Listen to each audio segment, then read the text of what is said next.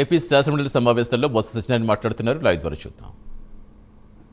తల్లికి వందలో 15% కనుక 7,000 8,000 పడి ఉంటే 18% అన్నారు, మళ్ళీ 15%కి మారారు. ఓకే, 15% కూడా ఛాలెంజ్. మీరు కనుక వివరాలతో సహా కాన్స్టిట్యున్సీ వైజ్ జిల్లా వైజ్ ఇస్తే ఎస్ నేను ఏ సెక్షన్ సిద్ధం అధ్యక్ష.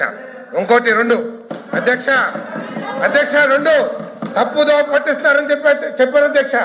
48 లక్షల మందికి అన్నదాత సుఖి భావిస్తే గౌరవ సభ్యుడు అంటాడు ఒక్క రైతుకు కూడా పడలేదని అంటున్నారు. దానికి కూడా ఏమైనా ఛాలెంజ్ అధ్యక్ష? నేను ఛాలెంజ్ చేస్తా ఉన్నాను. If you ready to take, నేను సిద్ధమైతే నేను ఛాలెంజ్ చేస్తాను, సిద్ధంగా ఉన్నా.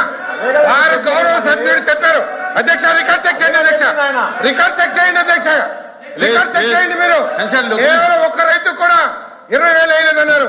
ఎస్, రండి చెక్ చేద్దాం. మీరు రికార్డ్ చెక్ చేయండి, తర్వాత డిపార్ట్మెంట్ లో కూడా చెక్ చేపిస్తాం ఎన్ని లక్షల మందికి ఇప్పించింది అధ్యక్ష. చూద్దాం. దయచేసి రైతుల గురించి మాట్లాడుతుంది కానీ అధ్యక్ష. నేను పెద్దల సభ ఎల్ఓపి గారు ఏదైతే చెప్పారో తప్పకుండా ఈ సభ గౌరవాన్ని కాపాడు అధ్యక్ష. కానీ మైక్ ఉంది కదా అని చెప్పేసి ప్రభుత్వం మీద బురద జల్లుతూ గౌరవ సభ్యు గవర్నర్ గారి ప్రసంగాన్ని పూర్తిగా సభని ప్రజల్ని తప్పుదో పట్టించకూడదు అంటున్నాను. నేను తప్పుదో పట్టించకూడదు. ఎస్, మేము ముందు మాట్లాడింది ప్రభుత్వం గవర్నర్ గారు చెప్పిన వాటిని సమర్థిస్తూ మాట్లాడాం. మీరు చేసేదేంటి? ఇవన్నీ కూడా అబద్ధాలని చెప్పేసి ప్రజలకు తెలియజేస్తున్నారు. ఎస్, తప్ప మీరు చెప్పేది. గవర్నర్ గారు చెప్పింది అక్షరాల కరెక్ట్. చంద్రశేఖర్ రెడ్డి గారు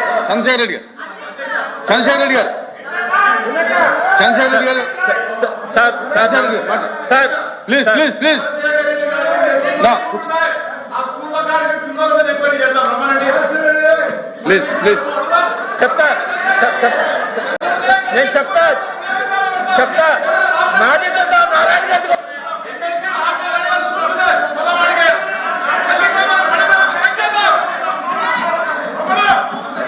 ప్లీజ్ చంద్రశేఖర్ రెడ్డి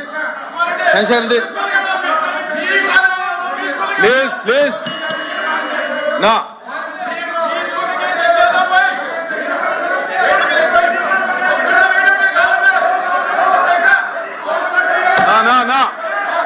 రాంగోపాల్ రెడ్డి కూర్చో స్వామి.